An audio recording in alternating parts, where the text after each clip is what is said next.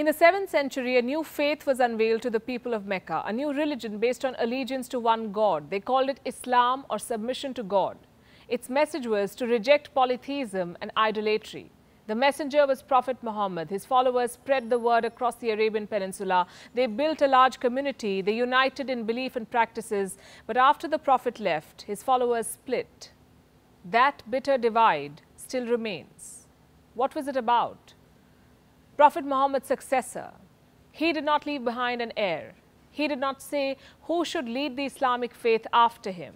So his followers fought, and two prominent camps emerged.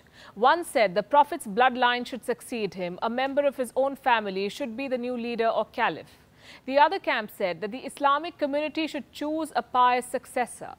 And this debate was never resolved. And Islam split into two groups, the Shias and the Sunnis. United in their religion, divided in their views, also in their doctrine, rituals, law and theology. Despite these differences, Shias and Sunnis lived in relative peace through most of their history. The distinctions were largely irrelevant. But starting the late 20th century, the schism deepened. It exploded into violence and bloodshed. Extreme brands of both sects began fighting for supremacy, both religious and political. Hello and welcome to Gravitas Plus. I'm Palki Sharma Upadhyay. On the 8th of October, Afghanistan witnessed a suicide bombing. A Shia mosque in the city of Kunduz was attacked. 100 worshippers were killed and injured. Who was behind it? The Islamic State of Khorasan Province, ISKP, a terror outfit that endorses an extreme form of Sunni Islam. On the 15th of October, another Shia mosque was targeted. This time in Kandahar, dozens were killed, hundreds were injured.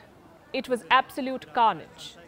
These attacks have sparked fears of sectarian violence, of the resurgence of an old conflict driven by an ancient religious divide that has played out in West Asia for decades. The Shia-Sunni divide has fueled a civil war in Syria, spurred violence that fractured Iraq, and widened fissures in a number of Islamic countries, Bahrain, Lebanon and Yemen to name a few. So it's important that we understand what this divide is, how much of it is about religion and how much of it is driven by politics. We'll start with history. 632 AD, Prophet Muhammad's passing. It split the Islamic community. They fought over his successor. One group wanted to elect the Prophet's companion, Abu Bakr, as the first caliph or the leader of the Islamic community.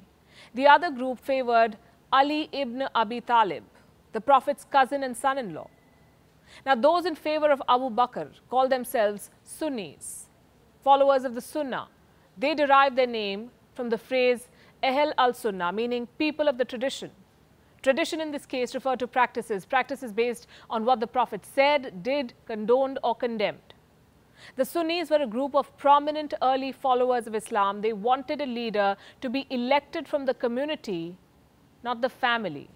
They believed in consensus, not lineage or dynasty. The Shias, on the other hand, believed that succession should be based on the bloodline. So they favored the Prophet's son-in-law, Ali, to be the first caliph. They formed a movement known as Shiat Ali, meaning the party of Ali or the partisans of Ali.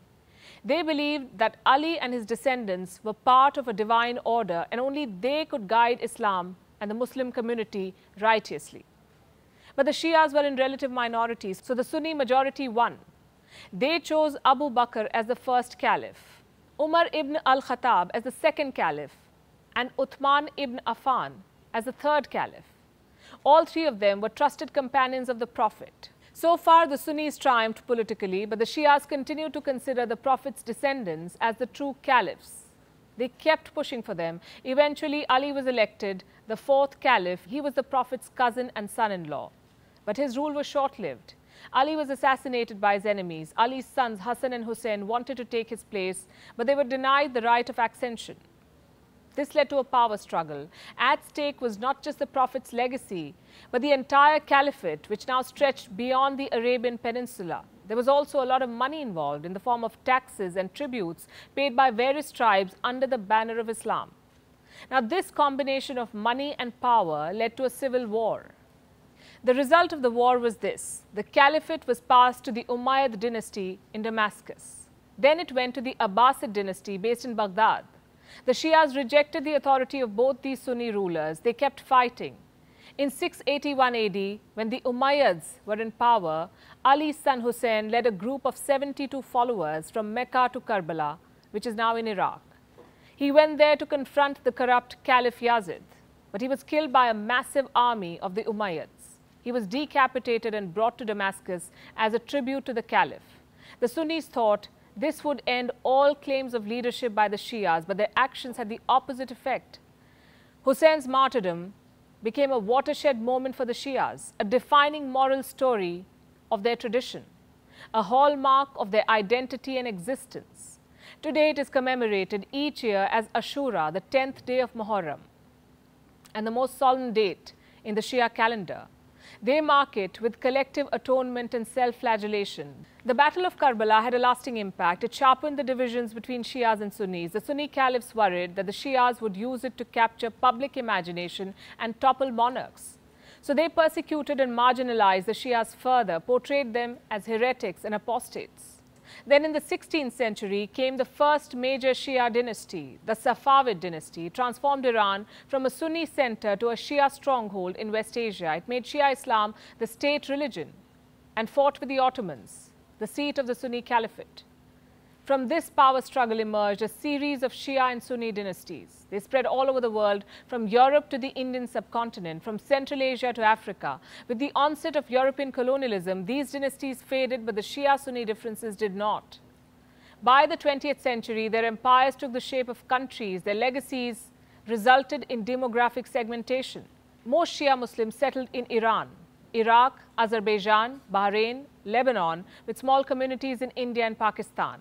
Today, they comprise 10% of the global Muslim population. The remaining 90% are Sunni Muslims.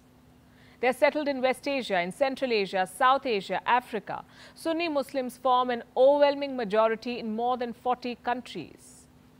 For much of their modern history, the Shia-Sunni divide was largely irrelevant in these countries. The differences were limited to their beliefs and practices. Like when they pray, Shias stand with their hands at their sides, Sunnis put their hands on their stomachs. Sunni clerics wear white robes. Shia clerics wear black robes. Shias often venerate clerics as saints. Sunnis do not. Shias believe in self-flagellation. Sunnis do not.